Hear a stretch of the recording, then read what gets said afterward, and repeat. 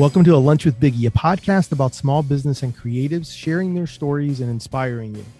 My guest today is someone I've known since I started my brand. She says she's a serial entrepreneur, but she's a resource and a boss.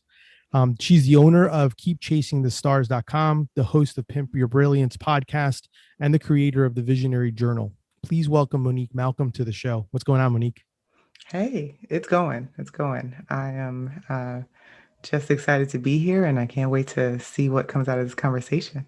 Yeah, so am I. So am I. So before I start, I know obviously this is my lunch break, but before I start, I was thinking, what's your go-to sandwich? Oh, a classic grilled cheese, like hands down, with like really buttery, crispy crust. Nice. What kind of, do you have a preference in cheese by any chance? No, I mean, I think I like to do like a sharp cheddar because I like that like extra bite. Mm-hmm. But honestly, any cheese that's melty. Yeah. No, I'm down for that. I totally grilled cheese is actually like the most, I think it's like the most popular sandwich that's made at home. It's like one of the most popular ones when it comes to that. Obviously that and the PB&J are the two most popular ones. So let's talk a little bit about your story. So I've mentioned I've known you since I started Deli Fresh Threads. I won't lie, like I vividly, there's few things that I don't know why, but I vividly remember, and you may not, but that's perfectly fine. When I first met you, it was probably about 9 years ago. You were selling on a street. It was over in Lake Eola. And I remember coming up to you just because I just really, your energy was just awesome. And I remember coming up to you, and at the time you were selling anti-sparkle apparel. And I remember coming up to you and just trying to ask questions because I was just starting out and I was just asking questions, and I was just like, hey, I'm like, do you have any tips or any advice? And the one thing I loved was that you were just very open, and I was amazed by that. And so I wanted to kind of talk a little bit because one of the things that, as we stayed in contact, I've noticed a huge evolution in how you've evolved your brand and just how you've kind of done it. And I just wanted to kind of take a moment to kind of talk a little bit about that transition, because you went from anti-sparkle to what it's evolved to now. And I just kind of wanted to get a little bit of an idea, a little bit of a taste of how that kind of went and how you transitioned from kind of apparel to some of the things that we're going to be talking about. And if you can kind of give a little bit of an insight on that. Yeah, so I think a large part of that transition or that pivot was I started feeling like I wanted to do more beyond just selling apparel. I've been doing it for a few years, doing craft shows, doing vendor fairs, different things like that, selling online. And I just learned so much. That's a really big part of my story. It's just like this drive, this relentless call to always be learning and researching and reading everything that I could. And at that point, I had started learning so much, and I was interested in speaking. So I started speaking at conferences and different things like that. And I remember I had a coach at one point. Her name is Cindy Spiegel, and I had met her at a conference, and then she was my coach. And we were talking one time, and she was just like, I just see you as so much more than just anti-sparkle. And I had already been speaking at that point, and she just kind of couldn't reconcile how I just only pigeonholed myself as being just a t-shirt brand when she just saw that I could do so much more. And that kind of started the transition from anti-sparkle to keep chasing the stars, because it even though I loved the name anti-sparkle and I thought it was clever, people always thought it had a negative connotation to it Yeah. just because the anti in the name. And I had been using the tagline anti-sparkle, keep chasing the stars. So I just thought, okay, well, we'll drop the anti-sparkle and move to keep chasing the stars, because I felt like that was everything that I want people to know, and a real part of myself is just like being in that relentless pursuit of your passion, your goals, your dreams. And so it felt like a really natural fit. So then I transitioned to Keep Chasing the Stars. I did a rebrand, and I was really happy with that for a number of years. However, again, feeling that pull, like I still need to branch out into more things, and again, feeling limited by a name, because then I started the podcast, Pimp Your Brilliance, and I have the planners, and I was doing all these things, but there just wasn't a space that I felt like shared who I was and like encompassed everything that I was doing. And I just decided, okay, well, I am gonna step out and brand something as myself and have a website as myself and as my name. And so that's when I decided to change what was until a few months ago, pimpyourbronies.com, basically changed that over to moniquemalcolm.com as just like my first time really getting from behind the brand because I've always had brands that have, great names, but I kind of take a step back from and let the brands be forward facing. And so I'm kind of playing around with this idea of building more of a personal brand Mhm. versus just a brand because I mean, in a lot of ways, no matter what I do, my brands always end up being personal brands because I'm very hands on. And with podcasting, inherently, you are the personal brand. I can never outsource podcast recording to someone else. So it's really just a lot of, I think, getting to places where I say, this doesn't fit quite as well as I would like to, and exploring ways that I can make that work or I can make it feel like a better fit.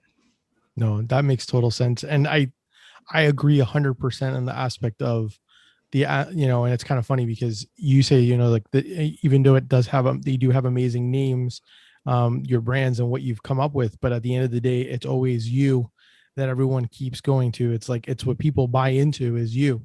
Hmm. And so that's something that I'm actually evolving and trying to learn as well on my aspect. So I totally can relate to what you're saying. When it comes to all that, you were actually, it's funny because you were actually the first person to invite me to do something that I still do with my family every year. And that's basically is do a vision board. I never really did one. I remember you kind of invited me over. I had, we were doing it with a bunch of folks and asked me about it. And I remember doing it. And I remember having it in my office and looking at it. And I remember when I would see it at the end of the year, I would look at it and I would realize that so many of those things in one variation or another were happening or at least were creating. And so it was something that I started to do with my own family. And it's actually, if you were to ever come to my house, you would see that on my doors, I literally we have three of them. We have one for each one of us. And then we do a family one together as what a family would be, like a family vision board. So I definitely, I thank you for that.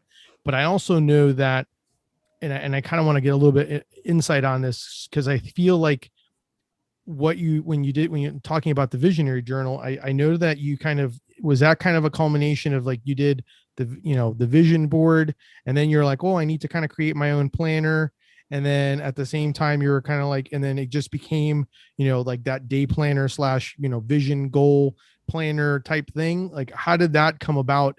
Was it something that you decided to do for yourself and then you're like, oh well, I can actually sell this? Yeah, so it didn't I never thought of the vision board separate from the planning piece. And at the time that I made it, that was very, very important to me that the visionary journal, for those of you who don't know, it's a planner system that I created and got like professionally manufactured and have sold for a number of years. And I think of it as everything that you need to successfully set a goal in one book. So you need the vision piece. So that's your vision board, like creating a visual representation of what you want when you set your goals. Then there's like goal setting, and then there's um, breaking down 90-day plans. So I just thought, okay, there's so many moving pieces when it comes to setting like a really, really powerful goal because you need space to have the goal and break it down. You need space to come up with your 90-day plan and be reflecting and reviewing, and you need space for that vision piece. So I wanted to create all of that in one book. Now, as far as where the idea came from, that's the funny part that's always difficult for me to tell people because the way that I create, I never create ideas until I've sat with them. I basically, the best way I can describe it is like thinking about it, putting a pot on the stove. So then I put the water in the pot, and that's the idea. And I just let it sit on the stove with the heat turned on until it starts to boil. And once it hits boil, I've thought about the idea enough, I've turned it around in my mind, and I can see the finished outcome. And then I go and create. So I got the idea for the Visionary Journal. I remember when I got it, because I was laying across my bed and it just kind of like came into my brain all at once. And I was trying to explain it to my husband and I was like rambling all over the place and he didn't know what I was talking about. And I was like, don't worry about it. I'm going to make this thing. But largely it came from me trying to understand why more people didn't achieve their goals. What was the missing piece? And I landed on the idea, okay, people don't know how to set goals.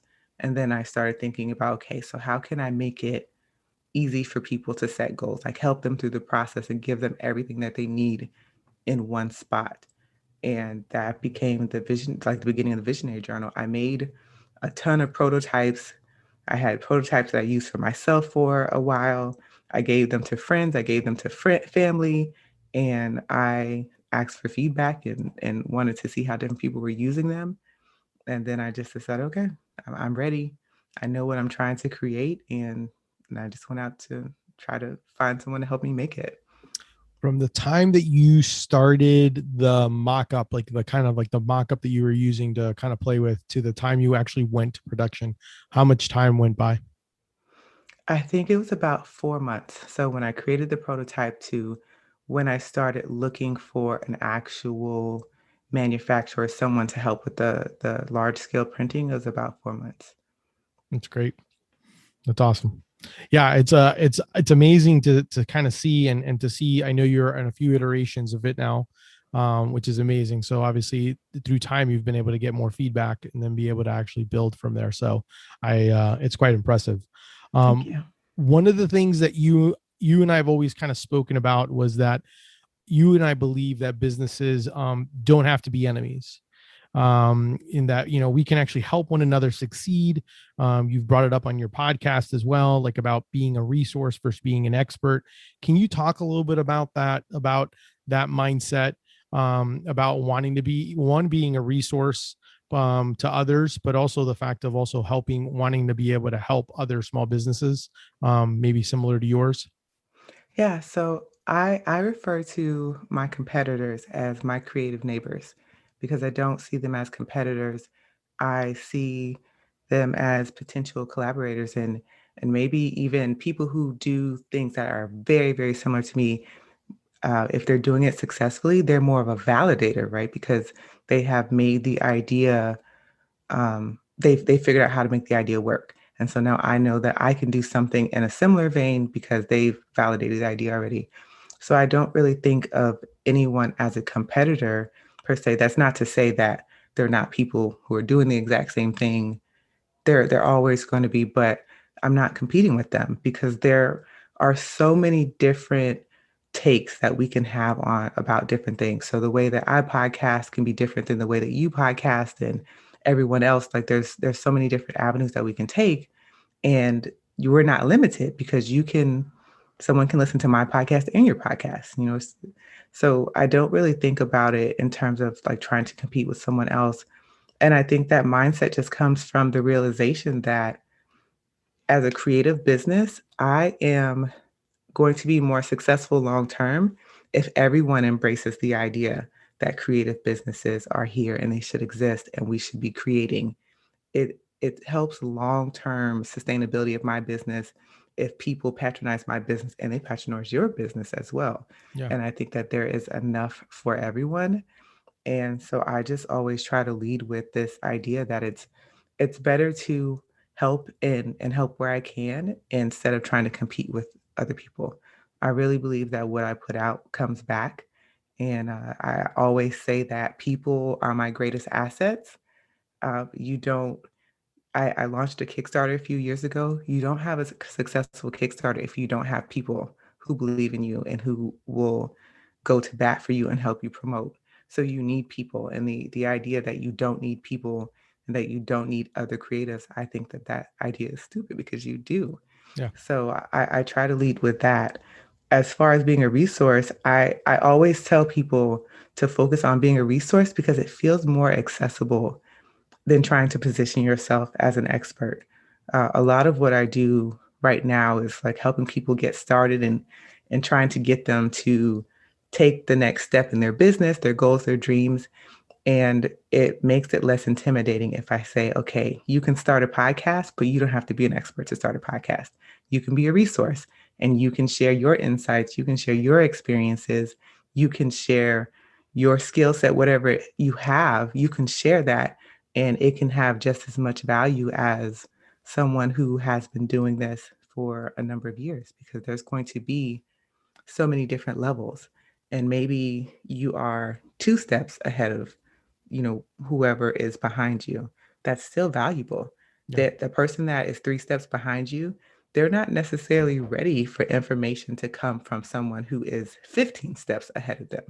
That's way too much and probably too soon. So someone who is a few steps ahead of them is going to be creating something that's going to feel better and probably feel more accessible, because it's not like the timeline is not that far. So I just think it just helps people feel more comfortable with getting started when they don't have to have the pressure of needing to be a resource or a thought leader or a guru.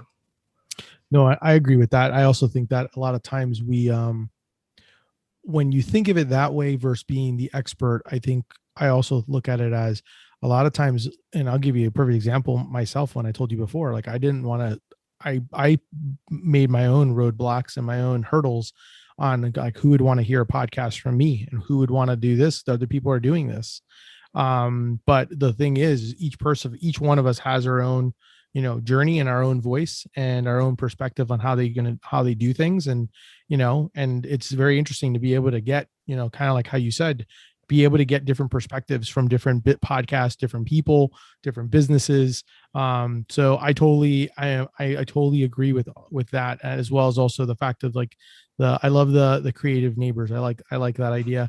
I absolutely love all, like, that's one of the big things I like. You basically kind of can learn from one another. So I think it's very important for us to be able to do that. And I think that's why I'm always open to talk to people when people want to start a brand or anything. I'm always kind of like, yeah, talk to me. I want to be able to help you. I don't need to give you all the answers to the test, but I can at least give you what might, share that knowledge and be able to help you with some things that I can do. So I definitely agree with that. Yeah. Do you remember the brand Furface Boy? I do. Hi May. I met him like in the the I guess the peak of Fur Face Boy, when he was like really going hard and like doing all these amazing things in the Yeah. t-shirt brand world. He had come to, I think, Tampa, and I met up with him, and I don't remember, I think his name might be Gavin. It's the guy who runs the brand Still Proud.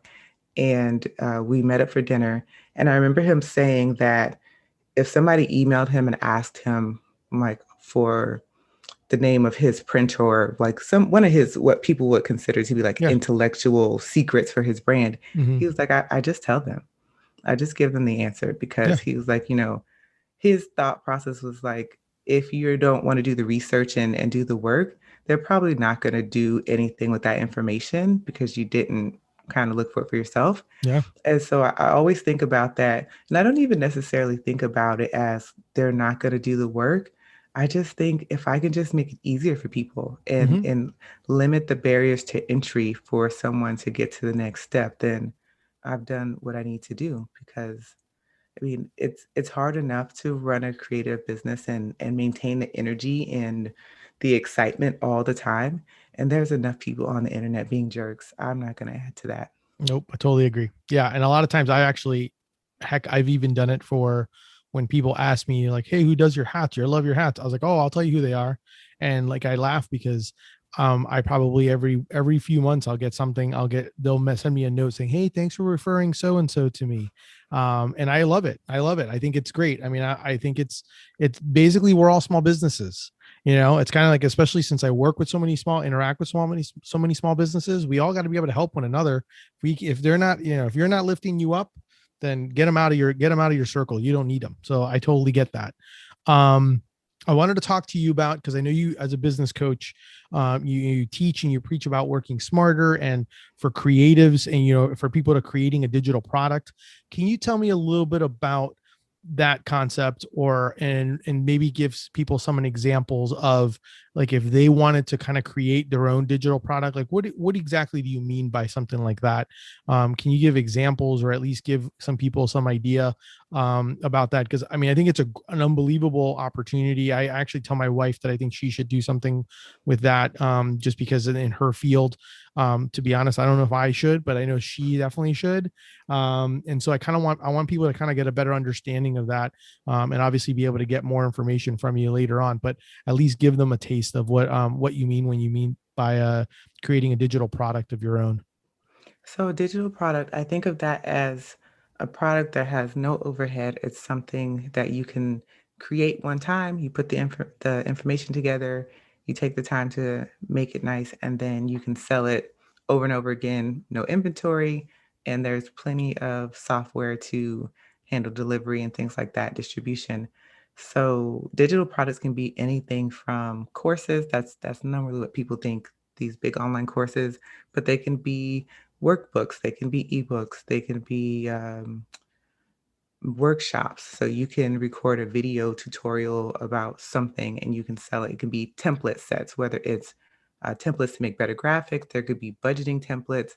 The sky is the limit and they apply to so many different industries. I don't actually think I have found an industry yet that a digital product of some nature wouldn't work for. So it's just something that you can create on your computer, you can send to people. So I love the idea of teaching people to create digital products because the barrier to entry is very low. A lot of the resources that you need to create them, you can find for free. Canva is a huge thing that people use for digital products, and you can use Canva for free. Um, there are plenty of software companies that have some type of a free plan that you can use to create a digital product or like very low cost. Gumroad is a good one. It's pretty easy to use. It's fairly cheap to use. So I just think it's a really good idea because I mean in this day and age, everybody knows something. Mhm. And everybody knows something, and not we always assume that what we know everybody automatically knows, but that's not true. And there are a lot of people who are looking for information who don't want to take the time to do the Google searches and the Pinterest searches and the YouTube searches. They would rather just get it packaged up and follow the steps or do the work and go from there. So I think that everyone can add something like that to their lineup if they're a small business, and it's very one thing that people don't necessarily think about, especially in a field like mine. Like so, with the coaching space, one-on-one coaching can be very expensive, but not everyone in my audience is ready to make that kind of a large investment. So by having a digital offering, it doesn't take any time away from me once I create it to sell that to someone, and I can give them access to me at a lower price point. So it allows me to work with people who may not be ready to invest in something higher or, for whatever reason. And I really like that. Although I will say, physical products was and is still my first love, but I think that digital products are an easier place for people to start versus going straight to physical goods. Yeah, I mean, there's a heck of a lot cheaper to do than have to actually buy overhead product and all that Yes. stuff. Trust me, as I look in my office and I'm full of shirts and prints and stickers and everything else. So I totally get that. What do you think are some roadblocks that you've experienced that later on became an opportunity? Ooh, let me think.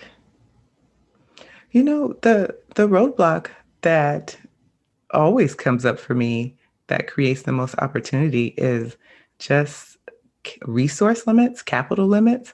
I've always found that when I am limited in the amount of money I have to create an idea, I get really, really creative in how to make that thing happen. So sometimes I think like, oh man, wouldn't it be amazing if I had like unlimited funds? But then sometimes I think, would that stifle the creativity? Because that takes away the need to think about, okay, what other ways can we make this happen? And I even find the same thing with knowledge. Having knowledge gaps really creates the opportunity for you to rethink what it is that you're trying to do and find another way to do it. And the best example I can give for that is when I created the Visionary Journal for the first time, I did not know how to use Adobe InDesign, which is the program that you use to lay out books and magazines and things that are multi pages, but I did know how to use Adobe Illustrator. So I designed every single page one artboard at a time in Adobe Illustrator, and then exported those individual pages to a PDF and basically assembled that in a PDF file, Wow. like piece by piece. And there's over 200 pages. So, like, getting the first section all laid out and then getting like the 90-day sections. Once I got to the 90-day part, I was able to just duplicate that, but I still had to like build that by hand in a PDF document and make sure everything was good to go before I could send it to a printer. Wow. Yeah. That's that's a good one. That's a good one. What advice would you give someone that wants to start something and they're just kind of wanting to start something and maybe have some fear or just kind of, you know, what advice would you give someone if someone said, "Hey, Monique, I want to start something, but I just don't know where, I don't know how, or, I'm scared." I always tell people start with what you have. So instead of taking the approach of, I don't have this, I don't have that, I never think about that. I think, okay, what do I have? What do I have that I can leverage for something else?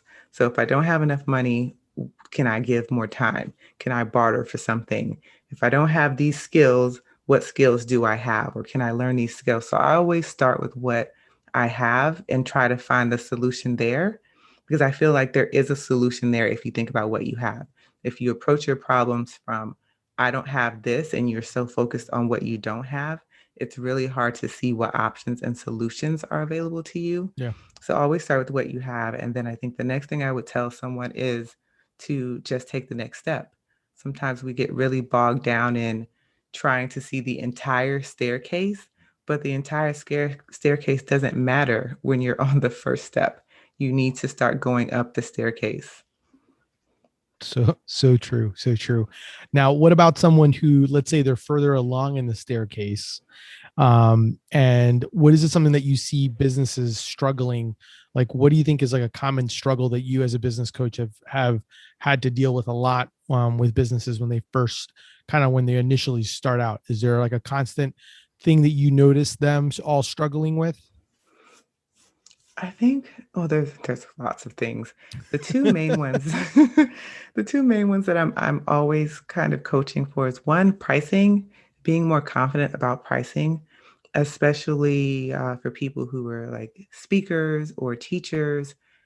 I always tell them like you could be charging more than what you're charging. You're not charging enough. And if you want this to become a thing that can make real money or replace your income, you need to be thinking long term about what you're charging. So pricing is a big one. But I think the other one is getting organized, the back end of your business organized. A lot of people come to me and they are spinning out. Their wheels are spinning. They're not creating enough content. They have clients, but they feel overwhelmed. They're trying to spin so many plates and they just don't know what to do. And a lot of that comes from not having proper systems and tools in place. So we talk a lot about, okay, what is the process for that? Great. Now, do you have that process documented anywhere?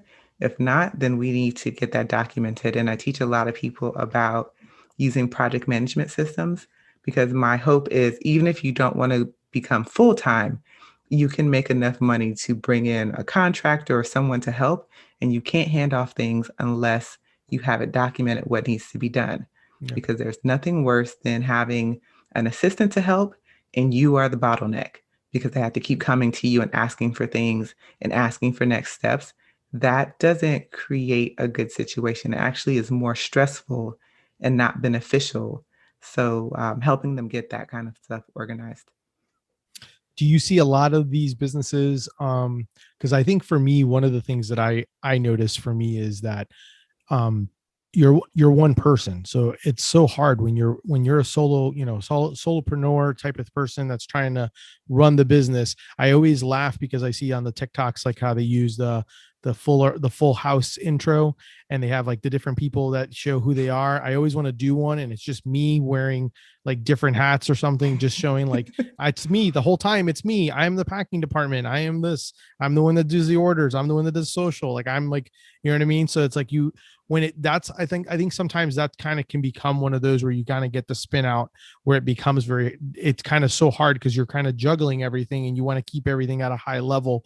And that consistency is always difficult sometimes when you're going that route. So I could totally see about creating processes to make life a little bit easier, better planning, kind of schedule things out, like social media posts and stuff like that, your content, get those things, if you plan accordingly, you can kind of get those things going.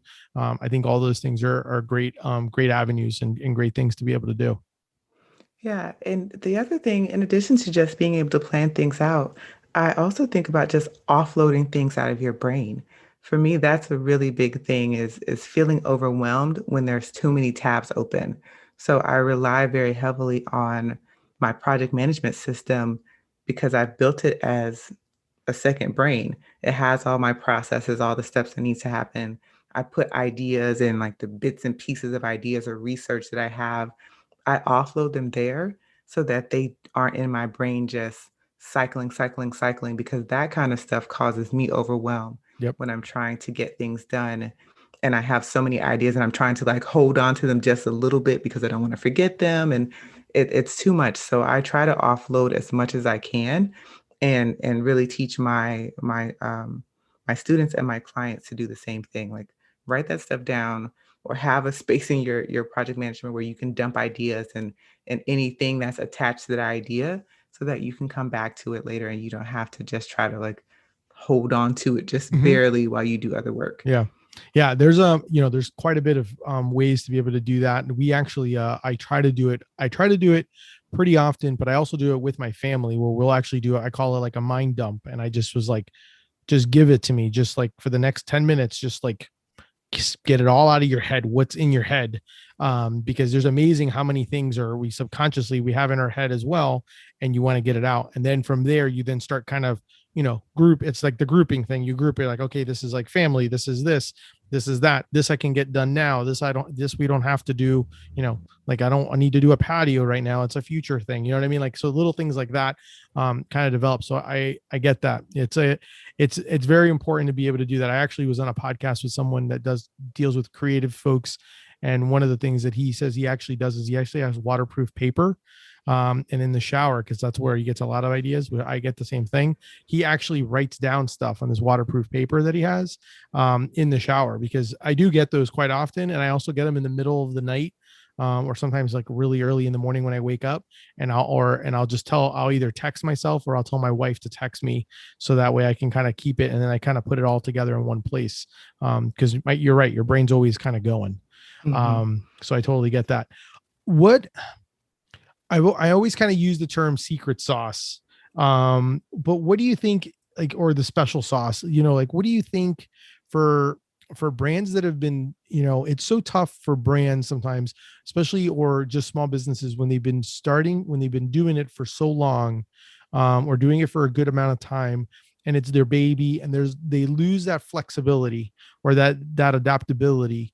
And then at the same time, I kind of look at it as, maybe in the sense that they're constantly in that search for that special sauce to give them that, like if they did that right pivot or they did that right thing to be able to advance or grow their business.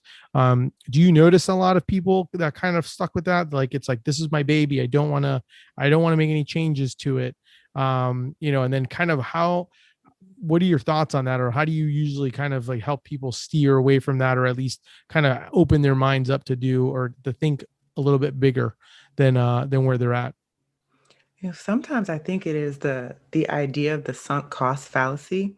I don't know if you're familiar with that at all, but it's this idea that if we invest time, money, energy into something, it's harder for us to pivot or just leave that idea behind because we're so focused on what we've already invested in it. Yeah. So it's like I already paid for this software, so now I have to use it. And even though we realize it's not working and this is not actually what we need. We're really resistant to let it go because of the sunk cost fallacy. I already invested money into it. So when I see that happening to people, I think I try to be a beacon of permission as much as possible and say, you know what, just because you spent money on that or you invested time or you always did it this way, you don't have to do it. You don't have to continue down that path. You can change, you can pivot, and I think that that really helps because I've been there. I've been there where I have been so stuck in an idea. I probably stuck with the name anti-sparkle probably too long, even though I realized it no longer fit quite as well. Mhm. But it was just that idea. I had already invested so much time and energy into building up this brand and domain, link backs and all of this stuff. So it's hard to get yourself to make those pivots, but also you have to think about the other side of that, like, what do you gain by making those changes? Maybe there's going to be a better opportunity, or you're going to grow like gangbusters now because you have made those fixes and changes. So I think that is a really big one. And then sometimes we just need to step back and give ourselves space to look at the big picture. When you are like laser focused, like you're on the camera view. So I think about, like, if you know anything about photography, like when you're looking through things, the macro lens, that's like that really zoomed in, you're seeing all the tiny details. It's really hard to see when you're going off course or if things are not quite working because you're just so focused on like those tiny detailed everyday things. So sometimes you need to like zoom out from like the bird's eye view, or what they call like the 10,000 foot view, Yeah. and just take a step back and look and see what is happening, and start thinking about like what opportunities are here, what are like traps are you falling into, and really assess those types of things. So I think those two things are the biggest one, like sunk cost fallacy and just being too close to the action. No, I totally get that. That makes total sense. One thing that you brought up, and I've always been intrigued by it, and I kind of want you to tell a little bit about it. You're part of a mastermind group. Mhm. So how did you become a part of it? And then for those of you who don't know what it is, can you tell the people, give it folks a definition or an example of what a mastermind group is? Yes. So mastermind group is a group of people. It can be varying sizes, but the one that I'm in currently, I think there are 6 of us, and that feels like a really good amount. I think anything more than that for what our purposes would be too much. So it's just a group of people. We meet and we are all in a similar niche at this point. So the one that I'm really active in is called the course creators. So we all have like courses or like Mm-hmm. membership type deals. And you meet on a set schedule, and it's basically an opportunity for you to have other eyes on your business and workshop through challenges that you may be having, or challenges that other members may be having. So I really enjoy it. And the one that I'm in right now, I was invited by another friend to join because they had lost a member and they were looking for someone, and she invited me to join. And so I've been doing this for a couple months. I think that it's great because it's an opportunity again to have that zoomed out view on your business, and you can take problems or challenges that you're having and get feedback or get somebody else to soundboard you through challenges or ideas that you're thinking about. So they're really great for that. And there's paid masterminds. This one that I'm in is not paid. We all just meet voluntarily. But I think that if you are interested in doing something like that, you could actually form your own. It's pretty easy to do. And I've been in smaller ones over the years. So the woman who invited me, her name's Alicia, her and I actually meet every Thursday. And we've been doing this for the past year. And we meet for an hour every Thursday and we just go over what are we working on? What did we get done the previous week? What are we working on next week? Um, I'm in a short term one that will end. It was only a month long, and I actually found that one on Twitter. Somebody tweeted and was asking, like, do you want to be in an accountability group for the month of May? And we just focus on like the goal that we're doing for May. And that one we just meet for half an hour on Saturdays. Again, it's really quick, informal round robin. What are you working on? Any challenges or things that came up? And what are you committing to for the next week? So the different frameworks that you can have, there's so many different ways, but I think what works really good is the way that we do my main mastermind, which is every meeting, everybody just kind of shares in general for the first half of the meeting, and then two people get to be in the hot seat and they can bring a challenge or something that they want to workshop through. And we just give ideas and insights or ask questions to really get to the bottom of the issue, and it just rotates every week or every meeting because we meet every other week. So the woman who's in charge of it, she lets us know ahead of time who's next in the hot seat. Do you want to take this opportunity? Do you want to pass on it? And we just go like that. And when we don't have hot seat, it's just, is there a topic that you all want to discuss that would be beneficial to the group? That's awesome. That's very, very cool. Yeah, it's something that I've always kind of wanted to do. I've talked about it, and it's something that I've thought about starting one. But then it's just trying to figure out like how niche do I want to make it, or how open, you know what I mean? Like, do I just make it small businesses? So there's a little bit of aspects to it that I've put some thought into it where I want to do, and it might be something that I can see myself doing by the end of the year. Just because I do think it'll be helpful. I love the idea of, and it kind of goes in part with the whole idea that we talked about in the very beginning, the creative neighbors, Mm-hmm. because these are all people that you're all kind of banding together as a village. It takes a village to be successful, and so why not be able to use those resources from those other people that you've actually talked to, or that are actually maybe have experienced some of these issues, and then that's kind of where you become that resource for your neighbor. So very Mm-hmm. very awesome. I think I really I that was one of those things where I wrote down because I had seen you had tweet about it, and I was like, man, I gotta ask her about that. I was like, because I was so intrigued by that part of it, which is great. So no, I appreciate you sharing that. Is there anything, I guess last few questions before my lunch break ends. So any little thing that any tip or advice that you would want to give someone, that's either, just in general, to be able to, to start, wanting to start out. And I tell people, one of the big things I tell people when it comes to this podcast is it's not just about small business. It's about, we're wanting to start something. It's about wanting to start anything, whether we all kind of make excuses about either working out or eating right or walking or whatever, or saying that they have a hobby and they want to do something more to it, and make it more. Then, do you have any tips or advice or anything that you would want to, maybe a motto or a mantra that you follow? Yes. So I have two mottos. My personal motto is make it work. So when I have challenges, that's what I default to, make it work. But the thing that I like to leave people with is don't let fear have all the fun. And what that means for me is just thinking about all of the things that you can do, that you really know that you want to do, that lay on your heart, that you want to put out there, or goals you really want to achieve. Don't let fear keep you so afraid that you don't get to have that. You don't get to experience that. You don't get to have fun with that. Because I think one thing that we do that is a huge disservice to ourselves is when we're getting ready to approach something unfamiliar and we start to feel that fear, we think of all of the negative things that can happen, all of the worst case scenarios. Like your mind needs no pushing to just come up with so many bad outtakes and like Yeah. outcomes. And I just think, what if your mind thought of all of the wonderful things that could happen, all the best case scenarios, what you would actually gain from this, how it would benefit you? That is the fun. So I just always encourage people to not let fear have all the fun. Awesome. Tell people where they can follow you, they can support you. Drop all the websites, everything that they can find. Obviously I know they have one spot they can get it all, but tell folks where they can listen to you, listen more to your knowledge, and be able to get your help, and experience and expertise. So my main website is my name, so MoniqueMalcolm.com.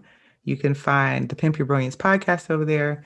You can learn more about my Brilliance Lounge if you're interested in learning about digital products. And there are even links to find my planners and e-commerce store, which are over on Keep Chasing the Stars, if you want to go directly there. And then as far as social media, the place that I really love to hang out is Twitter. So you can find me at Monique E. Malcolm. And then on Instagram, you can find me at either Pimp Your Brilliance or Star Chasers Only. And I'll definitely have all those on the show notes, so you guys should be able to see that. So, Monique, thank you so much. That's our show for today. Thank you so much to Monique Malcolm for being for having lunch with me. Definitely make sure to check out MoniqueMalcolm.com, keepchasingthestars.com, Pimp Your Brilliance podcast. Subscribe to that bad boy, and definitely go and support her. If you enjoyed the show, definitely make sure to subscribe. And if you definitely want to check out my brand, Deli Fresh Threads, you could definitely do some shopping and tell your friends there. Thank you. Until next time, keep eating sandwiches and follow your passion. Thank you so much, guys. And thank you, Monique.